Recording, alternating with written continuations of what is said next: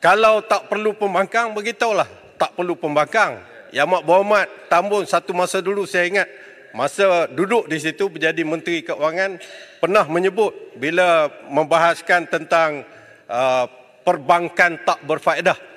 Yang Amat Berhormat sebut sebenarnya selain daripada perbankan tak berfaedah, ada pembangkang tak berfaedah. Jadi kalau tak perlu pembangkang, buatlah undang-undang, jangan perlu ada pembangkang. Ini berhubung dengan peruntukan. Saya nak sebut, sehubungan dengan itu juga ada satu laporan yang cukup positif, yang cukup profesional dan cukup tidak memihak daripada Bersih. Satu NGO yang memihak dulunya kepada pihak kerajaan.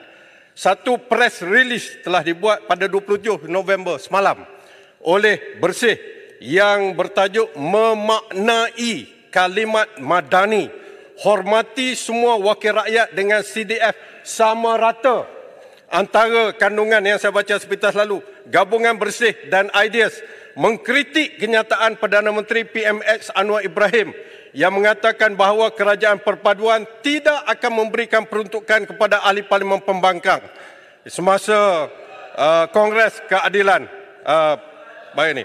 Bersih dan Ideas sekali lagi menggesa kerajaan perpaduan pimpinan PMX. Ini gesaannya. Dengan slogan madani mereka untuk memaknai kalimat madani ini dengan sebenar-benarnya, dengan memberi peruntukan pembangunan kawasan yang sama rata kepada semua ahli parlimen. Tidak kira sama ada yang menyatakan sokongan kepada kerajaan mahupun di pihak pembangkang.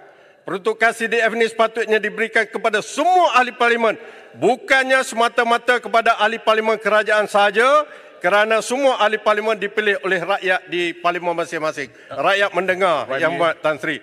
Kerajaan perpaduan seharusnya bersifat lebih reformis dan progresif dengan mengkanunkan peruntukan CDF kepada ahli parlimen sebagai undang-undang, agar peruntukan ini tidak disalahgunakan sebagai balasan untuk mempengaruhi, ini penting, mempengaruhi mana-mana ahli parlimen bagi menyokong kerajaan. Sebagaimana yang berlaku kepada hari ini, 4 ahli parlimen bersatu telah menyatakan sokongan kepada kerajaan. Tambah sekarang ini 5, tak ada masalah. Jadi saya juga dalam hal ini ingin memuji pendirian sahabat kita daripada Pasir Gudang yang mengatakan bahawa peruntukan yang sepatutnya diberikan oleh kerajaan madani ini dilaporkan. Saya tak bercakap kosong. Beliau mengatakan, beliau ada di sini. Terima kasih Pasir Gudang. Saya ini umur bukan panjang sangat. Sekurang-kurangnya kita buat satu perkara betul.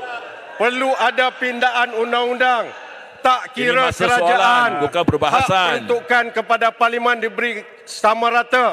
Kalau Yang Amat Berhormat Tambun dapat buat, amat cantik. Panjang sangat laporan. Dia lebih kurang sama dengan Bukit Gantangnya. Ya. Okey, soalan saya. Ya. Soalan saya. Terima kasih. Saya tahu Yang Amat Berhormat Perdana Menteri bukan cepat koyak macam Ulu Langat. Soalan saya. Kota Baru jangan macam tu, saya tak kacau. Okey, adik, duduk. Layak jadi ketua pembangkang. Abang nak soal. Layak jadi ketua pembangkang. Gantikan Lumut sebab Lumut tak ada. Kamu macam Lumut tu dulu. Larut. Layak jadi ketua pembangkang. Jangan lama tanya-tanya sangat. Saya pun nak tanya juga Perdana Menteri. Setujukah saya katakan bahawa bukankah peruntukan CDF ini merupakan peruntukan untuk pembangunan kawasan. Sebab itu dia nama CDF, Constituency Development Fund.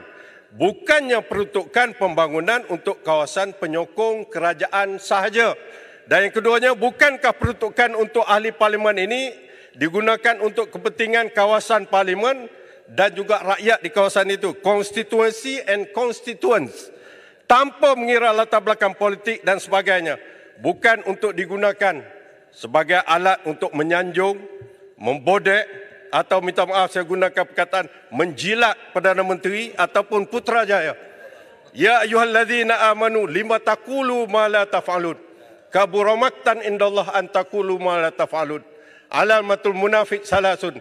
Iza hadasa kadzaba wa iza wa'ada akhlafa wa iza tumina khana. Menteri Agama boleh terjemahkan perkara ini. Terima kasih. Saya mohon jawapan yang jujur dan ikhlas. Saya faham Kota Baru marah betul sebab Batu Kek Gantang. Dia bersyarah. Ini maknanya Tan Sri yang Ketua bagi laluan yang baik. Ini menunjukkan Madani ini kita bagi laluan. Selalu soalan tu pengen pengkat. Dah marah macam mana? Tiap-tiap bulan kata nak ambil alih kerajaan. Tiap-tiap bulan ada ahli yang keluar. Ya, jadi maknanya berhenti pertamanya igawan untuk nak rampas tebuk atap ni hentikan dulu. Ya. Keduanya, soalan tu tidak aneh. Soalan Bukit Gantang itu hanya menjelaskan ada permasalahan dalam negara dan peranan pembangkang itu membangkang. Saya tidak pernah kata semua harus tokong kerajaan. Tetapi apa yang berlaku di kempen? Kita ini menentang Islam. Kita bawa negara Melayu sudah tidak ada. Pimpinan Melayu sudah hilang. Apa dia saja wakil Islam dalam dunia ini? Mereka saja wakil Melayu di dunia ini. Masa mereka perintah, harta Melayu mereka sakau banyak. Ini kenyataan. Sekarang 3 tahun dalam kerajaan, menteri-menteri ada belah sana. Saya bagi tahu. Apa peruntukan dia bagi kepada orang-orang lain pembangkang? Apa hukum dan hadis itu lima taqulu ma la taf'alun terpakai kepada orang lain, tak terpakai kepada kamu. Baca ayat Quran salah guna. Kalau betul, saya nak tanya, mengapa dulu tak pergi? Pembangkang masa itu dalam kerajaan.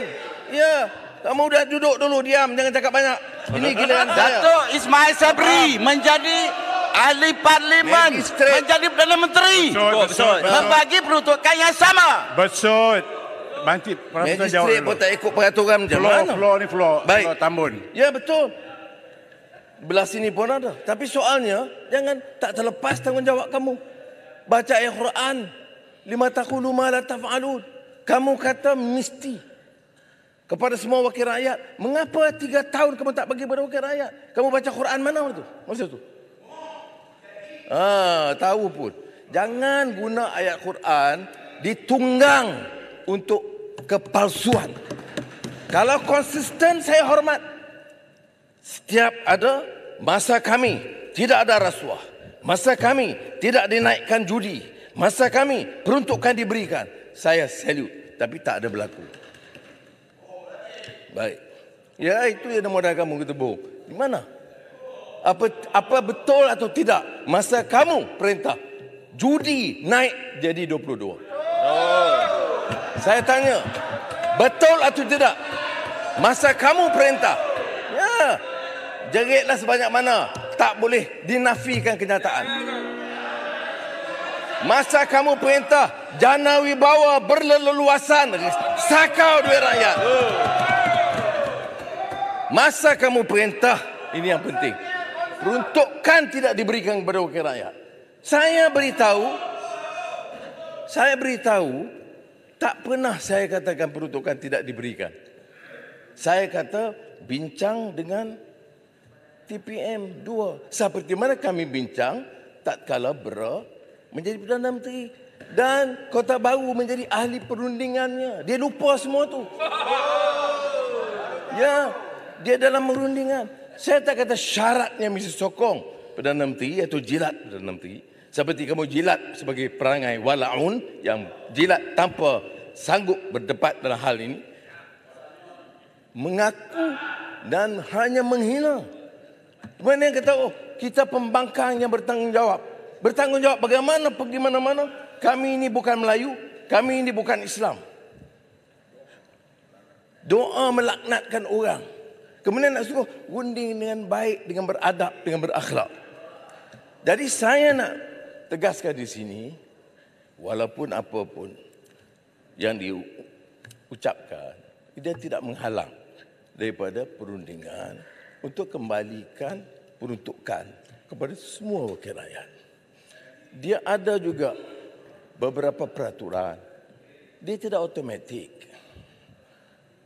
Seperti mana kita terima perlembagaan, kita terima peraturan. Dan kita tidak berikan preempt peraturan apa.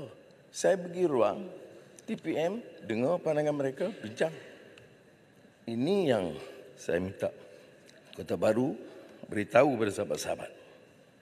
Jadi untuk menghina soalan aneh, memperingatan konsep madani, itu tidak tepat. Ya betul, dokumen harapan. Sebab itu saya akan patuh pada putusan itu. Dipersetujui dan tidak dimasukkan. Setakat yang saya bincang dengan TPM 2, tidak ada kata wajib menyokong Perdana Menteri untuk mendapat peruntukan. Tak ada. Ini bincang tidak. Sombong bukan main. Ya. Saya sebagai ketua pembangkang, bila dipanggil, memang Paguh memang tak mau jumpa. Ya. Kerana dia ada kelas lain. Tapi dia jumpa. Dan kita bincang. Jadi saya tak ada masalah. Tak terasa terhakis pengaruh atau kedudukan. Jadi saya nak jelaskan tentang kedudukan wakil rakyat. Ya.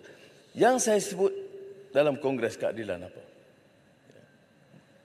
Boleh kritik kerajaan dengan cerca sebagai tidak Melayu, tidak Islam. Itu bagi saya tidak boleh terima.